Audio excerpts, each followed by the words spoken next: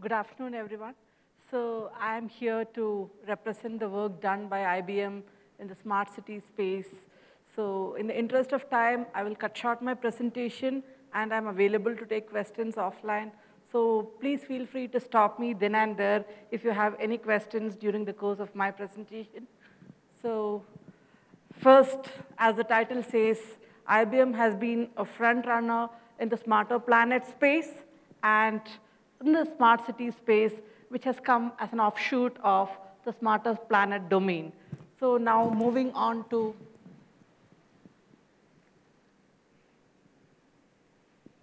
okay. So what exactly is a smart city? There are different definitions about smart cities which are available, but the IBM definition of smart city, or IBM calls a city as a smart city based on 3 I's. So what are those 3 I's? Intelligent, interconnected, and instrumented. So what exactly do you mean by intelligent, interconnected, and instrumented? Intelligent means the city should be able to respond to the surroundings automatically, not manual driven. Say for example, we take this example of this room. Based on the number of people available in this room, the room should be automatically able to adjust the temperature or the air conditioning, etc., to suit the needs of the people and based on the number of people who are available in this room. So obviously, there are a lot of softwares available, building management, building monitoring softwares, which are available. So that's a small bit of it, which comes under smart buildings, smart homes, etc. Next is interconnected and instrumented. So what exactly do you mean by instrumented? So when you want something to act intelligently, there should be some instrument which will guide it to act intelligently. So what could be those? Those could be sensors or actuators or any other components which form a part of the IoT ecosystem. So that is about the instrumented part of it. And next key thing which is lacking in the present day cities, if you talk about Bangalore or if you take an example of Bangalore, what typically happens is if you get onto the road in the morning, you see a big traffic jam, probably because there is a construction work in progress. Why? You are not aware that there was a construction work. That is because there is no proper coordination between the various government departments, or there is no interconnection, or there is no common link which connects the different departments. All these are many of the hassles which we face in any city, like traffic jam or water shortage or anything else, can be avoided if there was proper interconnection. So that is how IBM defines a smart city, a city which is intelligent, interconnected, and instrumented.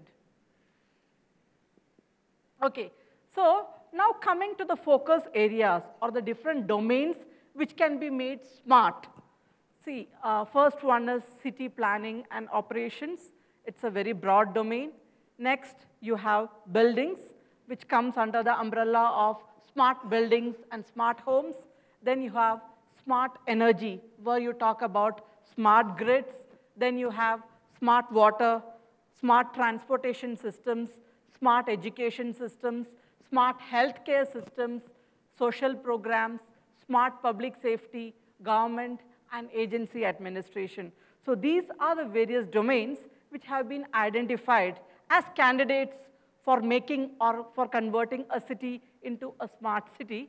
I will be discussing some of the work done by IBM in these domains and some of the solutions which are provided by IBM to make these domains smart. Okay, so when you talk about smart cities, we saw the domains which can be made smarter. Next is, what are the enabling technologies? Obviously, all the organizations are talking about CAMS. C for cloud, A for analytics, M for mobile technologies, and S for social.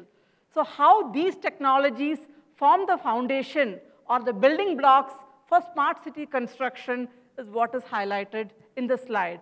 Cloud, obviously, is for reducing the cost, and then you have reduced time to deploy, and then you have increased and all-time accessibility, and then you talk about analytics obviously, when you talk about IoT, you have large volumes of data which are connected. But how do you make the data, or how do you use the data intelligently? That is by applying analytics onto it. So that is the analytics bit of it. And next, you have mobile. Nowadays, you have a mobile app for anything and everything. So we will see a use case of how mobile has been used in a smart city implementation very soon. I have a slide on that. And next is citizen engagement. When you talk about a smart city, it's not a set of people or a government who is independently taking decisions. We talk about a combined effort between the citizens and the government. So to facilitate that, you need a social engagement model, or you need a channel to involve the citizens actively in the decision-making process. And that is where social media comes into picture, and that is the S of CAMS.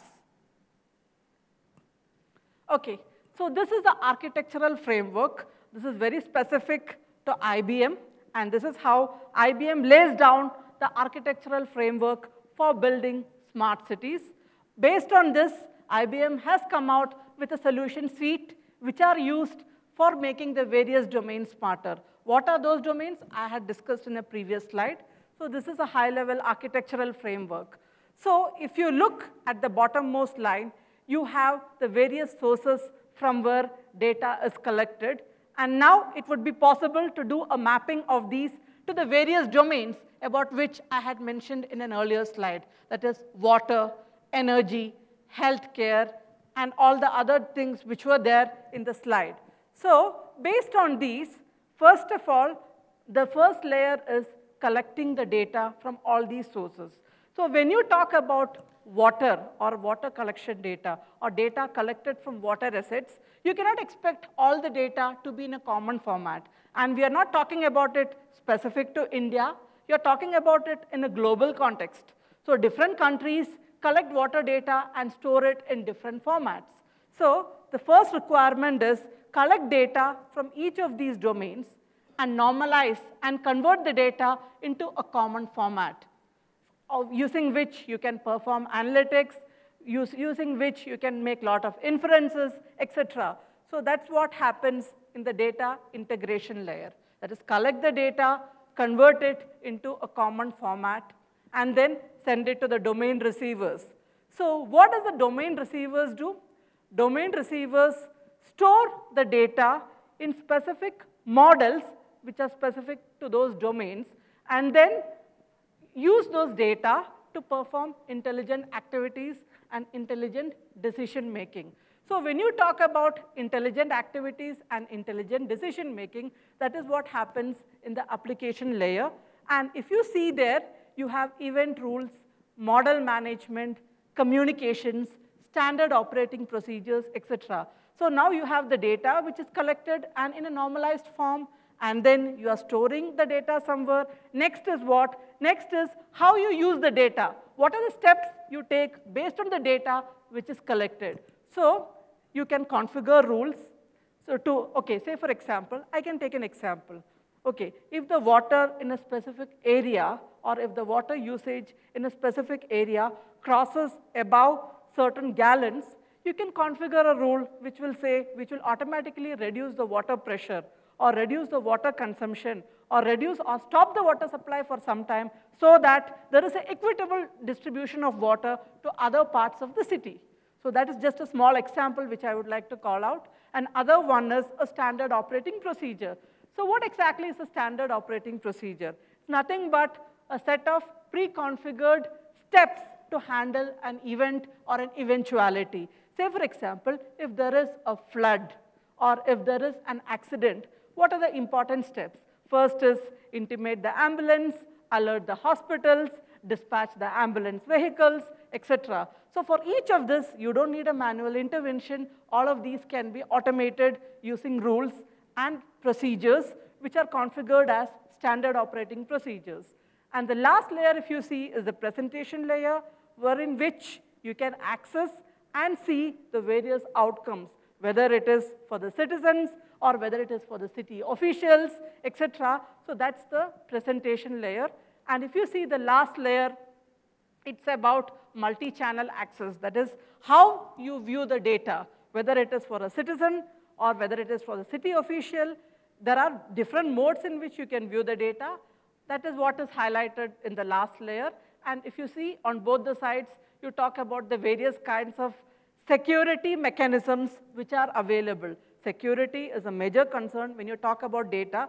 Data is getting collected anywhere and everywhere, anytime and every time. So how do you secure the data? So when you talk about an architectural framework, security plays a major role, and that's what is highlighted there. So next, coming to Smarter City Solution Suite from IBM. So if you see, you have something called as IOC, or Intelligence Operations Center, which forms the base. So what exactly is IOC? IOC is a command center which has all these capabilities integrated. Whatever was laid out in the architectural framework, that is a mechanism to collect the data.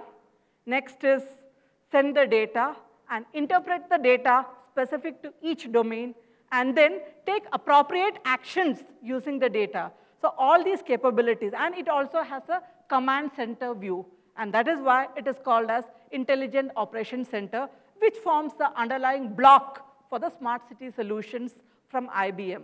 So based on domain, so first is you have a basic component or a foundation which is called as IOC, and then you have customized variants of IOC which are specific to various domains. Say for water, you have something called as IBM Intelligent Water or Intelligent Operations for Water. And next, for public safety, you have something called as Intelligent Video Analytics. And then for transportation, you have something called as Intelligent Operations for Transportation. So these, and for emergency management, you have something called as Emergency Management Center or Emergency Operations Center. And for healthcare, you have something called as IBM Curum. So all these are different products from IBM catering to each of the specific domain which is required to be implemented in a smarter city. So till now, I was in general addressing what exactly is a smart city in IBM perspective, and what are the different components, and what are the different verticals as per the IBM which needs to be converted or which can be made smarter. Now, coming back to Indian context, or coming back to a summary of the work done by IBM for Indian cities. So why do you need smart cities in India? Basically because urbanization is hitting the peak, and you have some stats called out here. That is, in terms of population, yes, India is the second most popular country. So I would say populous country. Next is, during the next 30 years, 30 Indians will leave rural India for urban areas. So all these stats, they point to one common thing. So what is that? Population in the cities is ever increasing, but just because the population is increasing, are there any funds being allotted to cater to the increased population? No. So it becomes the need of the day to cater to the increasing population with the reduced resources. So what is the requirement here? Digitization or IT enablement. So we are making the cities smart or smarter by making them cater to the requirements of the ever-increasing population in a very smart manner. And that is why you refer to them as smart cities. And for that, you need digitization, you need a digital infrastructure, and that is what is aimed to be provided using the various IBM solution suite for smarter cities. Okay, next, quickly coming over to the work done by IBM, or some samples of work. I've just called out some samples because the time was less, but there are a lot of other samples also available. Since this is Bangalore, I have taken a Bangalore example, BWSSB. So BWSSB, that is smart water implementation, was done by IBM in first phase. Now its second phase is going on, or it's about to get started. So what happened in the first phase? About 264 flow meters were integrated. So what exactly does a flow meter do? Monitor the flow of water in different junctions. And why was the need for this? And why was this identified? Smart water management. That's because Bangalore's population is ever growing, and it's almost 10 million at present. So in order to ensure equitable distribution of water to the various parts of Bangalore, there was a need to have automation or have an automated solution which will help the officials, BWSSB officials, to track water that is being distributed, because there is another statistics which states that 45% of water which is being distributed is getting wasted due to various reasons like pipe leakage, inappropriate use of it, inadequate distribution of water, inappropriate distribution of water to various parts, etc. So in short, to prevent all these things, smart water implementation was done for BWSSB. So I had mentioned about a solution suite called Intelligent Operations for Water, and this is how the interface looks like. And if you see the bubbles out there, there is a GIS, and all these are points where the solution has been implemented and integrated, and data is entering into the solution. So if you see here, whatever is highlighted, those point to the flow meters, and this is how the dashboard looks like. So at the end of it, what are the takeaways for implementing or after implementing this solution by BWSSB? First one is like track where exactly water is getting wasted. The flow meters, track the flow meters using sensors, capture where exactly the water is getting wasted. That is one element. Other one is monitor the resources, the water infrastructure resources, and see that they are all updated or they are all managed and maintained in a right manner. That is point number 2. Third one is, if there is any inadequate distribution of water to various parts of Bangalore or specific parts of Bangalore, that should be tracked and there should be an action. So how do you track it? There is an aspect called as key performance indicator or a KPI indicator, which has the various flags with various colors. So if a specific area has reduced water supply, then the red color will blink, denoting that there is an inadequate water supply. So steps can be taken by officials to cater to the reasons and address the reasons in the right point. So that's about BWSSB implementation. There's a lot more to talk about it, but I'm just cutting short. Next is smarter temple management solution. This could be a use case for a smarter infrastructure as well as for smarter public safety. So this is obviously Puri Temple. IBM had done an implementation in Puri Temple recently, and following were the issues or following were the reasons which were given by the authorities, and IBM had to work out something to address them. So lakhs of devotees visiting the during festivals, and it was becoming difficult for them to track them, monitor the crowd, etc. And then limited number of security staff. So with threats coming from all across the world, it was very difficult for them to monitor all parts with such huge crowds coming into the temple during the peak festive seasons. And then no security checks, and there was no provision for security checks.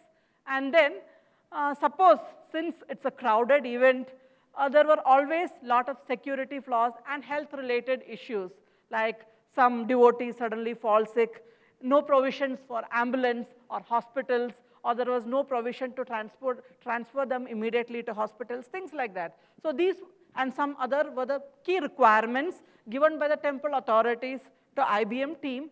And then what was done? Again, a smart public surveillance solution along with a command center was implemented. And then, so what exactly were the different components of it? You have a centralized command center to monitor live video streams. So you have CCTVs at various strategic points of entry into the temple, and the CCTV footage was captured and analyzed using an IBM solution called as Intelligent Video Analytics, about which I had mentioned in a previous slide. So why do you, or what inferences you want to make by analyzing the CCTV footage using the solution? Crowd gathering, abandoned object. Say, for example, if there is an object which is there, It can be there forever, and it can have a bomb blast, or it can lead to a bomb blast later. But there are profiles which are programmed into the intelligent video analytics solution, which have the capability to identify and raise an alert when there is an abandoned object within the temple premises. That is another item. And then camera tampering, and then vehicle count. All these are various features.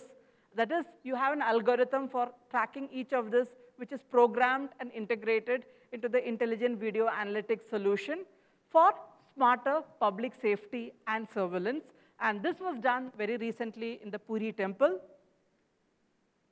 Next is, this is another one of the smart cities where IBM is doing work. It's called as Lodha Pallava city. Yeah, it's a Lodha, I think, running short of time, so I'll just conclude with this. So the different elements of the Lodha Pallava city are participative governance, and this is the citizen engagement about which I mentioned, and then intelligent operations, that is, track all the operations and have a command center view. And next is smarter public safety, obviously having CCTV cameras deployed everywhere, and then capture the CCTV footage and do analytics to prevent, like you can be reactive, or you can be proactive rather than reactive. So that's the whole objective of having a smarter public safety or public surveillance solution here. So this is a screenshot. I had mentioned about participative governance. So what exactly is participative governance from a citizen's perspective?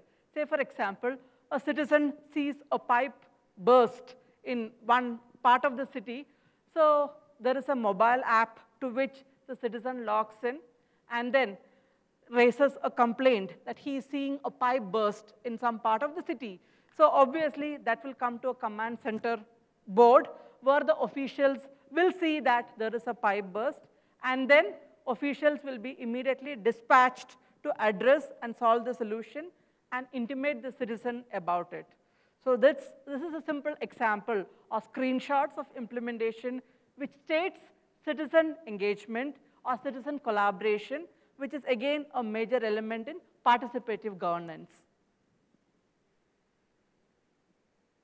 So now I'm done. I'm open for any questions. Yeah.